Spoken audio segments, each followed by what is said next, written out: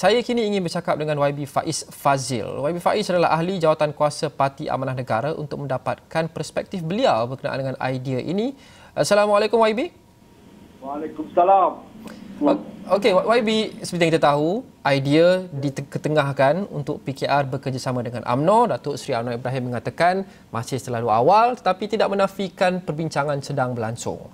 Persoalan yang terbesar pada ketika ini adalah jika ia direalisasikan, bagaimana dengan DAP dan amanah? Apa pendirian DAP dan amanah khasnya? Okey, kita di pihak amanah tetap berpendirian bahawa kita tegas untuk bersama dalam koalisi Pakatan Harapan. Jadi apa-apa dinamika politik ataupun bersama baru ataupun perjalanan baru yang diusahakan oleh mana-mana parti politik perlu dibawa dirunding ke Majlis Presiden Pakatan Harapan untuk dibincang secara lumat dan tuntas supaya perjuangan Pakatan Harapan ini diteruskan dan kita dapat berjuang dalam PRU akan datang dengan objektif untuk menang. Jadi bagi saya masih terlalu awal untuk mana-mana pihak memberikan komen. Memandangkan Anwar Ibrahim juga menyebut ia hanyalah perbincangan awal. Namun saya percaya perkara ini masih belum dibincangkan di dalam Majlis Presiden. Jadi saya rasa it's still premature for me to make any comment on this move. Walau bagaimanapun, jika ada perkembangan yang positif bahawa mungkin UMNO sudah boleh merubah dasar perjuangan mereka ataupun hala tuju agenda mereka yang boleh menerima prinsip-prinsip perjuangan Pakatan Harapan, agenda Pakatan Harapan, maka apa saja perbincangan itu boleh dibuat di antara Pakatan Harapan dengan pihak UMNO atau mana-mana parti lain. Kerana apa yang telah terjadi adalah Pakatan Harapan boleh untuk berunding dengan mana-mana parti untuk mengukuhkan lagi perpakatan ini. Dan seperti mana telah diputuskan sebelum ini bahawa Pakatan Harapan bersedia untuk membuka ruang kerjasama dengan parti-parti pembangkang lain yang kita sebut PSPAS. Terdiri daripada parti-parti warisan ataupun pejuang ataupun parti muda yang sekarang ini berada di luar kerajaan. Mereka berada dalam kelompok pembangkang. Ia lebih mudah untuk berbincang sesama parti pembangkang.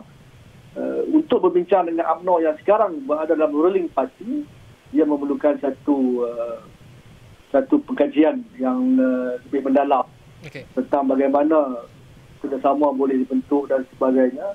Namun yang penting Presiden Pakatan Harapan perlu bincang secara lumat dan tegas dengan seberapa segera bincangkan apakah parameter-parameter yang perlu ditetapkan oleh Pakatan Harapan untuk bekerjasama dengan mana-mana parti politik dalam kita berhadapan PRU yang ke-15 ini. Jadi YB, untuk saya faham, amanah tidak menolak 100% dahulu kemungkinan bekerjasama dengan UMNO, tidak menutup pintu lagi, masih lagi terbuka kepada kemungkinan itu?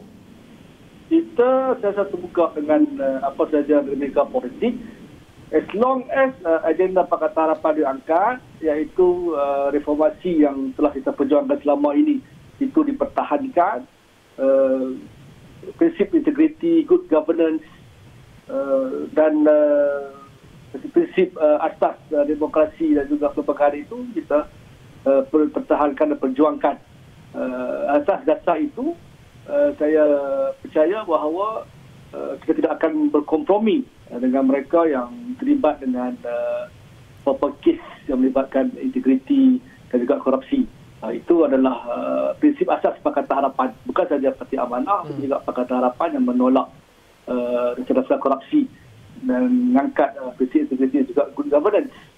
Jadi ini dasar yang jelas di perjuangan Pakatan Harapan. Ya. Dan apa saja kerjasama dengan mana-mana parti politik harus menerima prinsip dan juga agenda ini. YB, semua itu sebelum ini ahli parlimen ataupun penyokong ataupun ahli-ahli Pakatan Harapan maupun Parti Amanah Negara banyak menggunakannya terhadap UMNO. Sebagai contoh, mungkin Amanah mendakwa ahli-ahli parlimen Amanah sejak beberapa tahun lepas melabelkan UMNO parti rasuah, korupsi, penyelewengan, salah guna kuasa, politik kroni dan sebagainya. Adakah Amanah merasakan bahawa UMNO boleh berubah dan tidak lagi mempraktikkan semua benda itu? Jika ia betul, adakah Amanah merasakan UMNO boleh berubah untuk Amanah bekerjasama dengan UMNO? Berubah tidak berubah ni bergantung pada diri sendiri. Kerana PAS yang dulu memperjuangkan agenda Islam juga berubah. Menyokong parti yang korup, menyokong kerajaan yang mengkhianati mandat rakyat, yang melangkangkan demokrasi. Sebagai contoh, ketika mana kerajaan PAS Perak dirampas oleh UMNO tahun 2008, PAS membantah, mengatakan ini tindakan yang salah, tindakan yang haram dan sebagainya.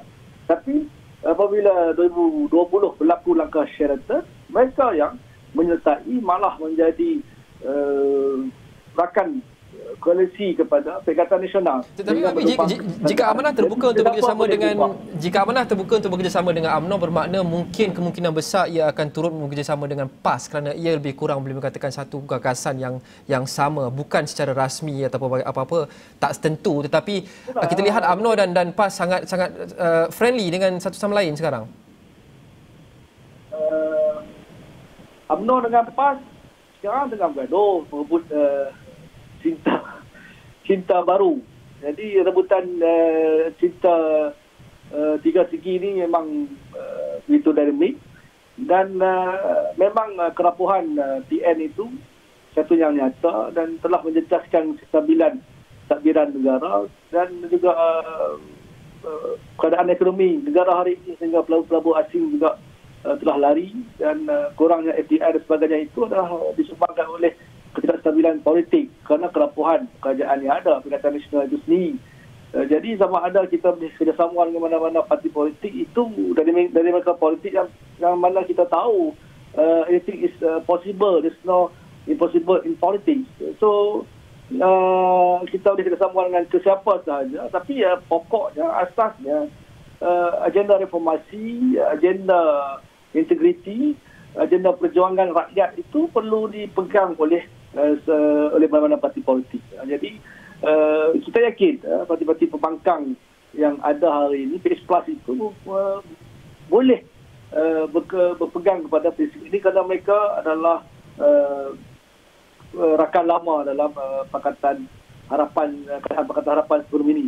Jadi penjagaan baru ataupun penerokaan sebegini perlu dibuat selalu dan secepat mungkin supaya ahli-ahli dan juga penyokong faham apakah strategi untuk kita berhadapan dalam pilihan raya, siapakah rakan muafakat kita, dan kita boleh menyusun pelbagai strategi dan juga kempen untuk kita berhadapan dalam pilihan raya seperti mana kita susun dengan betul rapi dan tuntas ketika mana kita menang dalam pilihan raya ke-14 yang lalu.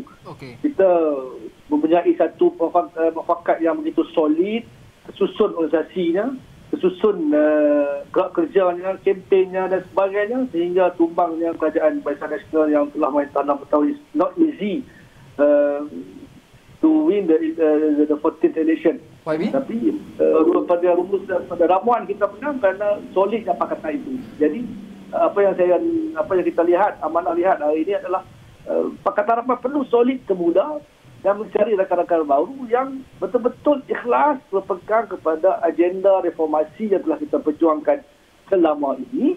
Dan kalau kita nak bergantung pada parti-parti lain, mereka juga perlu menyuarakan yang sama. Tapi janganlah mereka seolah-olah seperti kata peribahasa telunjuk lurus tapi kelingking berkait yang tidak ikhlas untuk YB. UMNO ada nilainya sendiri, ada prinsipnya sendiri. Amanah juga ada nilainya sendiri, ada prinsipnya sendiri. Untuk kedua-dua parti yang sebelum ini seteru ini untuk bekerjasama, mungkin bekerjasama, memerlukan salah satu parti untuk mengubah mungkin nilainya ataupun membelakangkan nilai-nilai asalnya. Ramai yang mengatakan begini, mungkin Amanah melabel UMNO sebagai parti rasuah, kronism dan sebagainya, itu mereka perlu jawab. Tapi itu apa yang Amanah sering labelkan UMNO sebelum ini. Amanah juga melabelkan dirinya sendiri sekian-sekian dan sekian. Jadi salah satu parti kalau secara logiknya perlu mengubah nilai-nilai mereka yang sudah mereka praktikkan sejak berpuluh tahun yang lepas. Sama ada UMNO perlu berubah ataupun Amanah perlu berubah untuk membolehkan kerjasama ini berlaku. Jadi mengapa YB dan Amanah percaya bahawa UMNO yang akan berubah dan bukan Amanah yang akan membelakangkan nilai-nilainya untuk membolehkan kerjasama ini berlaku dengan UMNO? Okey, kita Amanah ditubuhkan antara lain. Kita nak bawa satu perjuangan Islam yang lebih moderat, yang lebih sesuai dengan demokrasi negara ini, yang kita meraihkan kepelbagaian kaum. Kita tidak boleh menerima perjuangan atas premis risk. Jadi kalau UMNO boleh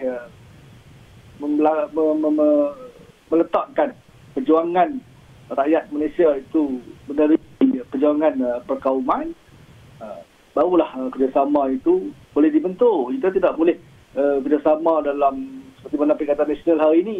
Kerajaan mengumumkan SOP, contoh kerajaan mengumumkan kenaikan denda compound SOP, langgar SOP 10,000. Tiba-tiba parti dalam Perikatan Nasional juga seperti UMNO mengumumkan bantuan waman untuk mereka yang melanggar SOP. Tidak boleh ada kerjasama begini. Kita tidak boleh, saya ulangi peribahasa tadi, terunjuk lurus tapi kelingking yang berkait. Tak boleh, tidak boleh keadaan begitu. Sebab pada kerajaan itu mesti ada satu agenda yang jelas, yang common agenda. Lepas tu kita Pakatan Harapan ni kita ada satu platform politik yang kukuh, yang solid, yang berstruktur. Kita tidak berstruktur. Sebab itu pemerintahan mereka itu tohoyong hayang, tidak tahu ke mana. Kerajaan buat satu polisi, ruling parti membantah. Jadi kita tidak boleh begitu. Jadi dalam soal ini dalam soal ini Amanah berpegang pada prinsip itu. Kita memperjuangkan perjuangan seluruh rakyat Malaysia, prinsip visibility. Jadi ini yang UMNO kena pegang.